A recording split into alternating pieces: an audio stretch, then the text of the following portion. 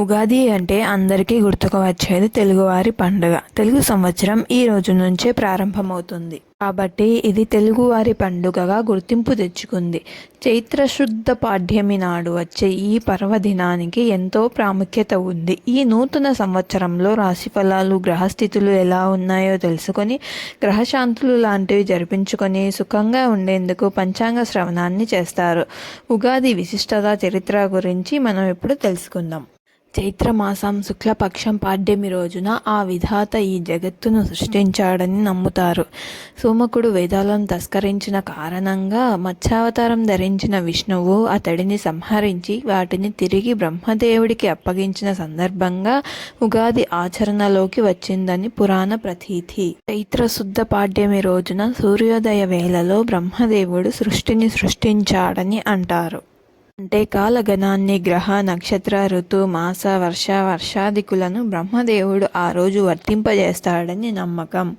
అంతేకాకుండా వసంత ఋతువు కూడా ఈ రోజు నుంచే ప్రారంభమవుతుంది. అందుకే నూతన జీవితానికి నాందిగా ఉగాది పండుగను జరుపుకుంటారు. శాలివాహనుడు పట్టాభిషిక్తుడైన ఈ రోజు ప్రాశస్త్యంలోకి వచ్చిందని మరో గాథ ఉంది. ఉగాది, యుగాది అనే 2 పదాలు వాడుకలో ఉన్నాయి. ఉగా అంటే నక్షత్ర గమనం. నక్షత్ర గమనానికి ఆది ఉగాది అంటే సృష్టి ఆరంభమైన దినమే ఉగాది.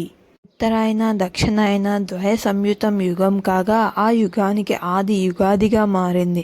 యుగాది శబ్దానికి ప్రతిరూపంగా ఉగాదిగా రూపొందింది. తెలుగువారే కాకుండా మరాఠీలు కూడా ఈరోజు గుడి పడ్వాగా, తమిళులు పుత్తాండు అనే పేరుతో, మలయాళీలు విషు అనే పేరుతో, సిక్కులు వైశాఖిగా, బెంగాలీలు పోయిలా బైశాఖగా జరుపుకుంటారు.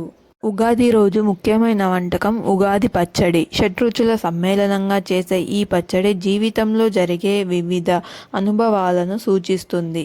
జీవితంలో అన్ని భావనలను చెప్పే భావం ఇందులో ఇమిడి ఉంది. పచ్చడి ఒక్కొక్క పదార్థం ఒక్కో భావానికి, అనుభవానికి ప్రతీక. బెల్లం తీపి, ఆనందానికి ప్రతీక. ఉప్పు జీవితంలో ఉత్సాహం, రుచికి సంకేతం. వేప పువ్వు చేదు, బాధ కలిగించే అనుభవాలు. చింతపండు పులుపు, నేర్పుగా వ్యవహరించాల్సిన పరిస్థితులు. పచ్చి మామిడి ముక్కలు వగరు, కొత్త సవాళ్ళు. కారం సహనం కోల్పోయేటట్లు చేసే పరిస్థితులు.